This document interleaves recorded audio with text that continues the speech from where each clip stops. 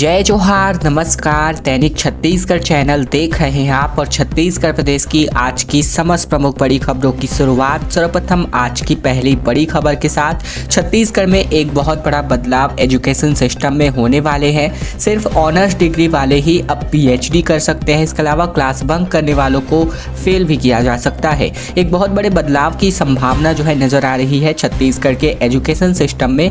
जुलाई से शुरू होने वाले कॉलेज और यूनिवर्सिटी के नए सेशन में कई तरह के बदलाव देखने को मिलेंगे। प्रदेश में उच्च शिक्षा को लेकर 4 दशकों बाद ये बदलाव दिखाई देगा। सरकारी से लेकर के निजी और ऑटोनॉमस सभी कॉलेजों में नए कोर्सेज के माध्यम से पढ़ाई होगी। ऑटोनॉमस कॉलेजों में सेमेस्टर सिस्टम से पढ़ाई होगी। दावा किया जा रहा है कि नया सिलेबस रोजगार मूलक होगा और इसकी डिप्लोमा डिग्री, ग्रेजुएशन या किसी भी स्तर का कोर्स पूरा करने पर किसी न किसी तरह का रोजगार जरूर मिल सकता है। नए सिलेबस को पुस्तकीय ज्ञान के साथ साथ व्यावहारिक ज्ञान से भी जोड़ा गया है। खास बात यह है कि अब किसी भी तरह की पढ़ाई करने वाले को कंप्यूटर कोर्स पढ़ना जरूरी होगा और इसकी अनिवार्यता इसीलिए की गई है कि अब समय की जरूरत के अनुसार इनकी पढ़ाई अनिवार्य है। इसके तरह के ऑनर्स करने वाले को ही अब पीएचडी की उपाधि प्राप्त कर सकते हैं। ऑनर्स भी छात्र को 75% अंकों के साथ उत्तीर्ण करना होगा। खबर है मौसम विज्ञान विभाग को लेकर, जहां रायपुर, दुर्ग और बिलासपुर संभाग के लिए ऑरेंज अलर्ट जारी हुआ है। जहां 21 जून तक मानसून की एंट्री संभावित है। अगले 3 दिनों तक भीषण गर्मी पड़ने की संभावना है। छत्तीसगढ़ में इस समय भीषण गर्मी का दौर चल रहा है। आलम यह है कि न्यूनतम तापमान भी 30 डिग्री के पार चला गया है। मौसम विज्ञान विभाग ने प्रदेश में रायपुर, दुर्ग और बिलासपुर संभाग के लिए ऑरेंज अलर्ट जारी किया है। यहाँ रात और दिन दोनों समय तापमान में बढ़ोतरी की चेतावनी दी गई है। मौसम विज्ञान विभाग द्वारा आगामी 2 दिनों के लिए रायगढ़, जांजगीर चांपा समेत बलौदाबाजार, बिलासपुर, मुंगेली, रायपुर, राजनांदगांव, दुर्ग और महासमुंद जिले में भीषण लू चलने की आशंका जताते हुए ऑरेंज अलर्ट जारी किया गया है लू के लिए। इसके अलावा राजधानी रायपुर समेत प्रदेश के कई जिलों में सुबह से ही तेज गर्मी पड़ी। जितनी दिन गर्मी का एहसास हो रहा है, दिन में रातें भी उतनी गर्मी ही है। रात में भी न्यूनतम तापमान 30 डिग्री के पार है। मानसून अब 21 जून तक बस्तर पहुंचेगा, जबकि 24 जून तक रायपुर पहुंचने की संभावना है और आने वाले 3 दिनों तक गर्मी से कोई भी राहत नहीं मिलेगी। अटल यूनिवर्सिटी में एडमिशन के लिए 28 जून को पहली फहरिस्त जारी होगी। ऑनलाइन आवेदन के लिए अब पोर्टल खुल चुका है। मेरिट के आधार पर प्रवेश मिलेगा। बिलासपुर में अटल बिहारी वाजपेयी यूनिवर्सिटी प्रबंधन ने स्नातक में प्रवेश को लेकर नोटिफिकेशन जारी कर दिया है और इसके अनुसार स्टूडेंट्स एडमिशन की प्रक्रिया में अपना आवेदन कर सकते हैं। यूनिवर्सिटी के पोर्टल में ऑनलाइन आवेदन करेंगे और मेरिट के आधार पर विद्यार्थियों को प्रवेश मिलेगा, जिसकी पहली सूची 28 जुलाई को जारी की जाएगी। इसके अलावा उच्च शिक्षा विभाग ने प्रवेश के लिए नई व्यवस्था बनाई है और इसके अनुसार कॉलेजों में एडमिशन के लिए विद्यार्थियों से 16 जून से आवेदन प्रस्तुत किया गया है, जो 27 जून तक करेंगे और इसके तहत यूनिवर्सिटी ने ऑनलाइन आवेदन जमा करने की व्यवस्था की है और पोर्टल भी इसके लिए बनाया गया है। पोर्टल जो है खुल चुका है। ऑनलाइन आवेदन छात्र कर सकते हैं और इसके अलावा 4 जुलाई को दूसरी मेरिट लिस्ट का प्रकाशन होने वाला है। और अब खबर आ रही है कि बंद का व्यापक असर जो है देखने को मिला। फिलहाल खबर आ रही है मोहला मानपुर अंबागढ़ चौकी से, जहां प्रतिमा पर आगजनी का मामला गरमा चुका है। विश्व हिंदू परिषद और बजरंग दल के आह्वान को भारी समर्थन मिला। आरोपियों की गिरफ्तारी के लिए आंदोलन किया गया है। दरअसल सरखेड़ा गाँव में 2 जून को हुए देवी की प्रतिमा पर आगजनी को लेकर के जिले में बवाल मचा हुआ है। ये मुद्दा इतना ज्यादा गरमा चुका है कि विश्व हिंदू परिषद और बजरंग दल ने 15 जून को मोहला मानपुर अंबागढ़ चौकी जिला बंद का आह्वान किया। इस बंद का समर्थन करते हुए मोहला के जिला मुख्यालय सहित गांवों के सेक्टर मुख्यालय के सभी प्रतिष्ठान बंद में तब्दील होते नजर आए और मुख्य आरोपियों को अभी तक गिरफ्तार नहीं किया गया है। सरखेड़ा गांव में देवी प्रबंध का व्यापक असर जो है देखने को मिला, क्योंकि प्रतिमा पर जो है असामाजिक तत्वों ने आगजनी की घटना को अंजाम दिया था, जिसको लेकर के राजनांदगांव में प्रेस वार्ता करते हुए विश्व हिंदू परिषद और बजरंग दल के पदाधिकारियों ने सरखेड़ा गांव में देवी प्रतिमा को मंदिर से बाहर निकालकर खंडित करते हुए आग लगाने के मामले में पुलिस को मुख्य आरोपियों को गिरफ्तार नहीं करने के विरोध में बंद का आह्वान किया गया, जिसको व्यापक समर्थन भी मिला। छत्तीसगढ़ में एक नई राजनीतिक पार्टी का गठन हो चला है। 90 सीटों पर चुनाव लड़ने का ऐलान इस नई राजनीतिक पार्टी के द्वारा किया गया है। और बता दें कि यहाँ पर खबर जो है छत्तीसगढ़ विधानसभा चुनाव के ठीक पहले आई है। छत्तीसगढ़ विधानसभा चुनाव को लेकर एक नई पार्टी का गठन हुआ है। पुलिस कर्मियों के परिवारों की मांगों को लेकर कई विरोध प्रदर्शन का नेतृत्व कर चुके पुलिस आरक्षक उज्जवल दीवान ने राजनीतिक दल का गठन किया है। उन्होंने विधानसभा चुनाव में राज्य की सभी 90 सीटों पर चुनाव लड़ने का फैसला किया है। धमतरी जिले में आरक्षक पद पर तैनात उज्जवल दीवान ने राजनीतिक दल का गठन कर चुनाव मैदान में उतरने का फैसला किया है।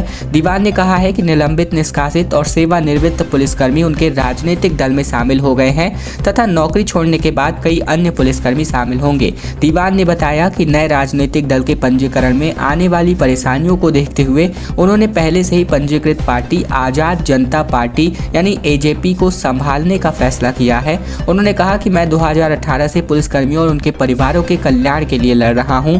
मेरे खिलाफ कई मामले दर्ज किए गए और मुझे जेल भी भेज दिया गया था। एक बड़ी खबर, छत्तीसगढ़ व्यावसायिक परीक्षा मंडल के पाठ्यक्रम में अब बाहरी राज्यों का कोटा खत्म हो गया है। स्थानीय को प्राथमिकता दी जाएगी। प्रदेश में इंजीनियरिंग, पॉलिटेक्निक, एमसीए, फार्मेसी और एमबीए समेत अन्य कोर्सेज की प्रवेश प्रक्रिया शुरू होने से ठीक पहले तकनीकी शिक्षा संचालनालय ने प्रतिशत का कोटा खत्म कर दिया है। तकनीकी शिक्षा संचालनालय के अधिकारियों ने इस बार व्यावसायिक पाठ्यक्रमों में प्रवेश के लिए नियमों को संशोधित किया है। विभागीय अधिकारियों के मुताबिक इस बार उम्र का कोई बंधन नहीं होगा।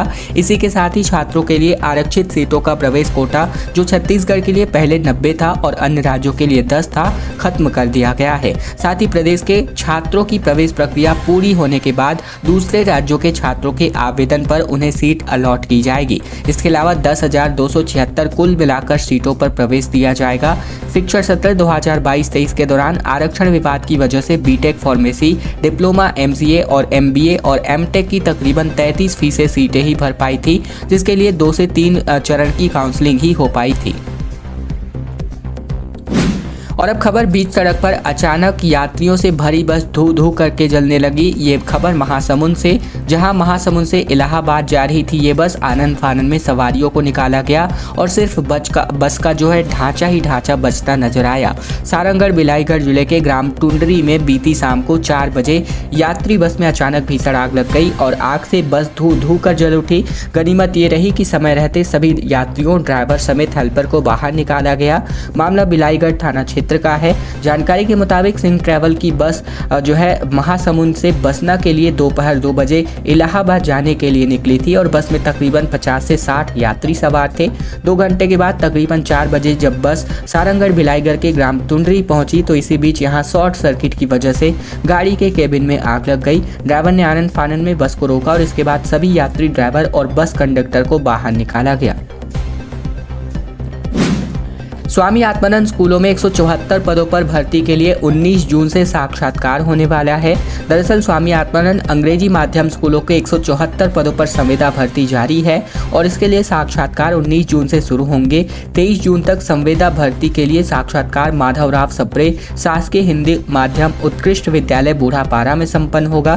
साक्षात्कार सुबह 10 बजे से होगा और पहले दिन व्याख्याता हिंदी, सामाजिक विज्ञान, वाणिज्य, शिक्षक अंग्रेजी, सहायक शिक्षक विज्ञान प्रयोगशाला और सहायक शिक्षक के 90 पदों के लिए साक्षात्कार होंगे। इनमें मेरिट सूची में शामिल 269 अभ्यर्थियों को लिया जाएगा। जिला शिक्षा अधिकारी RL ठाकुर के मुताबिक साक्षात्कार के लिए चयनित अभ्यर्थियों को निर्धारित समय सारणी में मूल शैक्षिक योग्यता और आवश्यक अन्य मूल दस्तावेजों के साथ उपस्थित होने के लिए कहा गया है। गौरतलब है कि व्याख्याता शिक्षक, कंप्यूटर शिक्षक, व्यायाम शिक्षक, इसके अलावा सहायक शिक्षक विज्ञान प्रयोगशाला, ग्रंथपाल सहित अन्य पदों पर भर्ती के लिए पिछले दिनों आवेदन मंगाए गए थे। शराबबंदी से माफ कीजिएगा, अब नशा मुक्ति की ओर छत्तीसगढ़ सरकार रुख करती नजर आ रही है। भूपेश बघेल ने कहा कि शराब से ज्यादा खतरनाक सूखा नशा और सभी तरह के नशे के खिलाफ अब अभियान छेड़ना होगा। दरअसल छत्तीसगढ़ में मुख्यमंत्री भूपेश बघेल ने नशा मुक्ति मुक्ति अभियान शुरू करने का निर्देश जारी किया। साल 2018 के विधानसभा चुनाव में कांग्रेस ने अपने घोषणा पत्र में शराबबंदी का वादा किया था। सरकार के 4.5 साल पूरे हो गए, प्रदेश में शराबबंदी तो नहीं हुई, लेकिन नशा मुक्ति के लिए अभियान शुरू करने के लिए भूपेश बघेल ने अब बयान जारी किया है। मुख्यमंत्री ने कहा है कि शराब भी नशे का एक हिस्सा है और उससे ज्यादा खतरनाक सूखा नशा है। अगर सभी नशे के खिलाफ अभियान छेड़े तो एक माहौल बनेगा और शराबबंदी भी हो सकती है और नशा मुक्ति भी। नशा मुक्ति में शराब, गांजा, सिगरेट, तंबाकू और सभी तरह के नशे आते हैं। इसके अलावा थर्ड फ्रंट का कोई असर नहीं होने वाला। मुख्यमंत्री भूपेश बघेल ने कहा कि प्रदेश में थर्ड फ्रंट का कोई भी असर नहीं होने वाला है, क्योंकि छत्तीसगढ़, मध्य प्रदेश, राजस्थान, गुजरात, हिमाचल प्रदेश और उत्तराखंड ऐसे राज्य हैं जहां राष्ट्रीय दलों की सीधी टक्कर होती है। पटवारियों पर अब आसानी से कोई भी एफआईआर दर्ज नहीं होगी, पुलिस जांच के बाद ही कार्यवाही करेगी। पटवारियों की सैलरी से जुड़ा कोई भी आदेश जारी हुआ है। दरअसल छत्तीसगढ़ के पटवारी जिन मांगों को लेकर काफी लंबे समय से संघर्ष कर रहे थे, राज्य सरकार ने उनसे जुड़ा एक अहम आदेश जारी कर दिया है। प्रदेश के पटवारियों को पुलिस सीधे गिरफ्तार अब नहीं कर सकती है। उनके खिलाफ शिकायत मिलते ही एफआईआर दर्ज नहीं होगी। जारी हुए आदेश में पुलिस को पटवारियों के खिलाफ आने वाली शिकायतों के मामले में पहले जांच करने को कहा गया है और फिर इसके बाद जरूरत पड़ने पर गिरफ्तारी या एफआईआर दर्ज करने का निर्देश दिया गया है। ये ऑर्डर प्रदेश के तमाम कलेक्टर को जारी किया गया है। पटवारियों की दूसरी मांग थी कि वेतन से जुड़ी हुई, और इसको लेकर भी एक महत्वपूर्ण आदेश बीते दिन जारी हुआ। इस आदेश में राज्य सरकार के भू अभिलेख विभाग की ओर से सभी जिला कलेक्टरों को निर्देशित हुआ है।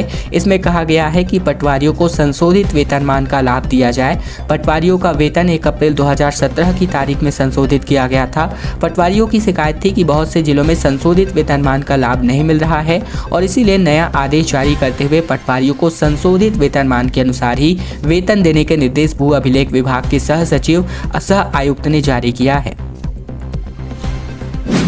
छत्तीसगढ़ के विधायक मुंबई पहुंच चुके हैं। महाराष्ट्र में अब महंत और ब्रजमोहन साथ दिखाई दिए। लखमा अंबानी के सेंटर में राष्ट्रीय विधायक सम्मेलन आयोजित हुआ।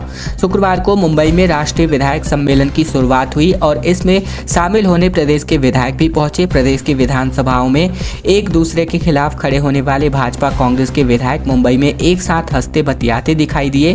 ब्रजमोहन अग्रवाल और प्रदेश की विधानसभा अध्यक्ष चरणदास महंत एक साथ नजर आए। मुंबई में कवासी लखमा भी इस कार्यक्रम में शामिल होने पहुंचे हैं। प्रदेश के कई मंत्री भी अंबानी समूह के आलीशान सेंटर में नजर आए। राष्ट्रीय विधायक सम्मेलन नाम के इस कार्यक्रम को मुंबई के सबसे पॉश इलाके बीकेसी में आयोजित किया गया है। जिस सेंटर में से आयोजित किया गया है वो नीता अंबानी का कल्चरल सेंटर है, जहां हाल ही में वो हॉलीवुड और बॉलीवुड सितारे भी पहुंचे थे। पूर्व विधायक ने 100 एकड़ जमीन पर कब्जा किया, कहना है कांग्रेस एमएलए श्याम बिहारी जायसवाल का, जिन्होंने फर्जी दस्तावेज से आदिवासियों की जमीनें हड़पी। ये कहना है कांग्रेस एमएलए का श्याम बिहारी जायसवाल पर आरोप लगाते हुए। दरअसल छत्तीसगढ़ में विधानसभा चुनाव से पहले आरोपों की राजनीति शुरू हो गई है।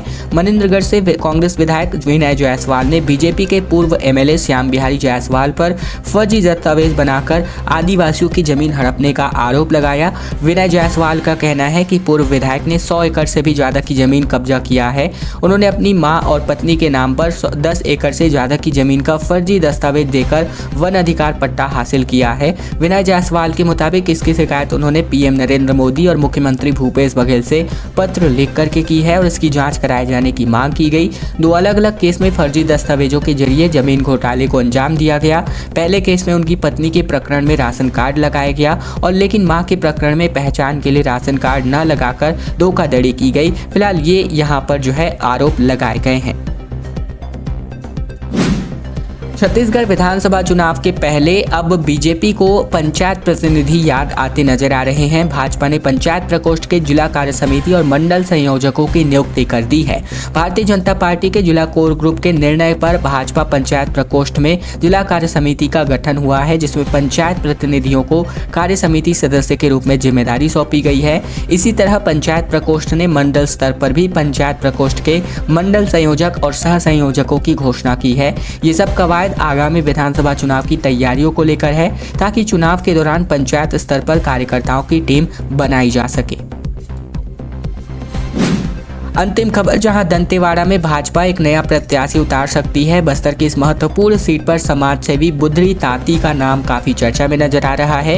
ओजस्वी लेकिन एक बार फिर से दावेदार भी बताए जा रहे हैं। छत्तीसगढ़ में विधानसभा चुनाव को लेकर चुनावी सरगर्मियां तेज हो गई हैं। इसी कड़ी में प्रदेश में अपनी सरकार बनाने भाजपा पूरा दमखम लगा रही है। बस्तर की सारी 12 विधानसभा सीटों पर बीजेपी में कुछ न कुछ नए सीटों तो वहीं कुछ न कुछ पुराने चेहरों पर ही दांव खेलने की तैयारी है।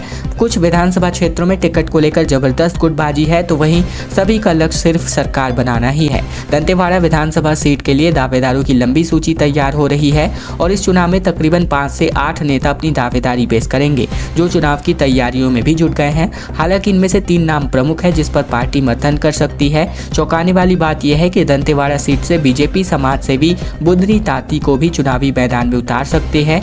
ऐसे में भाजपा के लिए सबसे नया चेहरा ये जो है बुधरी ताती का होने वाला है। सूत्रों की माने तो संगठन के सदस्य इनसे बातचीत भी कर रहे हैं। खैर दोस्तों, खबरों का लगातार अपडेट पाते रहने के लिए चैनल पर नए हैं तो चैनल को जरूर से सब्सक्राइब कर लीजिएगा, ताकि प्रतिदिन महत्वपूर्ण खबरें, छत्तीसगढ़ समाचार बिना किसी रुकावट रोजाना हम आप तक लगातार पहुंचाएं। तो चैनल जरूर सब्सक्राइब कीजिएगा।